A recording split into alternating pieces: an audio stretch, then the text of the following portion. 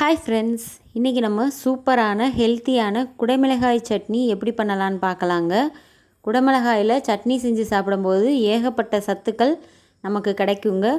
முக்கியமாக குடைமிளகாய் விரும்பாதவங்க இந்த மாதிரி சட்னி மாதிரி செஞ்சு சாப்பிடும்போது அதில் இருக்கிற ஹெல்த் பெனிஃபிட்ஸ் நமக்கு முழுசாக கிடைக்கும்.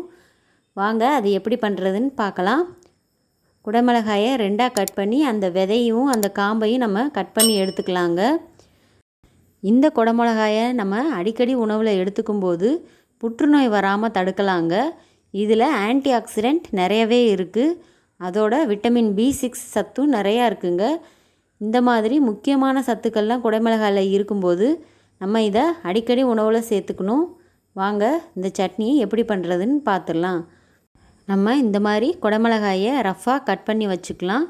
ஒரு பேன் அடுப்பில் வச்சு கடலெண்ணெய் விட்டுருக்கேங்க. கடலெண்ணெயில் செஞ்சிங்கன்னா டேஸ்ட்டு சூப்பராக இருக்கும். நீங்கள் இல்லைன்னா சாதாரண சமையல் ஆயில் கூட யூஸ் பண்ணிக்கலாம். 2 டீஸ்பூன் கடலைப்பருப்பு, 2 டீஸ்பூன் உளுந்தம்பருப்பு போட்டிருக்கேங்க. நல்லா ஃப்ரை ஆகட்டும். இதோட உங்கள் காரத்துக்கு தகுந்த அளவுக்கு வரமிளகாய் சேர்த்துக்கலாம். கொஞ்சம் கலர் சேஞ்ச் ஆகிற வரையும் வதங்கட்டும். இதோட நம்ம 5 பல் பூண்டு சேர்த்துருக்கேங்க. இப்போ பூண்டு, கடலைப்பருப்பு, உளுந்தம்பருப்பு, வத்தல் இதெல்லாம் நல்லா வதங்கி வரட்டும். ஒரு நெல்லிக்காய் சைஸ் அளவுக்கு புளி ஆட் பண்ணிக்கோங்க. புளி சேர்க்கும்போது இந்த சட்னி இன்னும் டேஸ்ட்டு சூப்பராக இருக்கும். வறுபட்ட பருப்புகளை தனியாக எடுத்து வச்சாச்சு.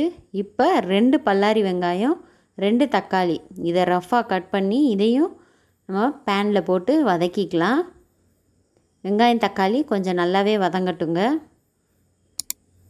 தக்காளி கொஞ்சம் மசிய ஆரம்பித்தோடனையும் நம்ம கட் பண்ணி வச்சுருக்க குடமிளகாயை உள்ளே சேர்த்துக்கலாம். இது நல்லா வதங்கவும் ஒரு கைப்பிடி கருவேப்பிலை போட்டு ஸ்டவ்வை ஆஃப் பண்ணி வச்சிடலாங்க. இப்போ நம்ம வறுத்து வச்சதெல்லாம் நல்லா ஆறினோடனே மிக்ஸி ஜாரில் சேர்த்து கொரகொரப்பாக அரைச்சிக்கலாம். ஃபஸ்ட்டு கடலைப்பருப்பு உளுந்தம்பருப்பை போட்டு அரைச்சிக்கிட்டு அதுக்கப்புறமா இந்த வறுத்து வச்ச வெங்காயம், தக்காளி, குடமிளகாய் இது எல்லாத்தையும் நம்ம உள்ளே சேர்த்துக்கலாம். தேவையான அளவு உப்பு சேர்த்துக்கோங்க. இப்போ நம்ம சட்னி அரைச்சிட்டு வந்துடலாம். பாருங்கள், பார்க்கவே எவ்வளோ க்ரீமியாக இருக்குது பார்த்திங்களா. அந்த சட்னி டேஸ்ட்டும் வேறு லெவலில் இருக்குங்க. கண்டிப்பாக ட்ரை பண்ணி பாருங்கள். இப்போது சட்னிக்கு தாளிப்பு சேர்த்துடலாங்க. கடுகு, உளுந்தம்பருப்பு, கருவேப்பிலை போட்டு நல்லா தாளித்து இந்த சட்னியோடு ஆட் பண்ணிடலாம். நல்லா கமகமன் குடமிளகாய் சட்னி சூப்பராக தயாராகிருச்சுங்க. இந்த மாதிரி சுவையான சட்னி செஞ்சு கொடுத்தா எத்தனை இட்லி சாப்பிட்றோம்னே தெரியாதுங்க. அந்த அளவுக்கு சூப்பராக இருக்கும். இந்த வீடியோ உங்களுக்கு பிடிச்சிருந்துச்சுன்னா நம்ம சேனலை லைக் பண்ணுங்கள், ஷேர் பண்ணுங்கள், சப்ஸ்கிரைப் பண்ணுங்கள். தேங்க்யூ.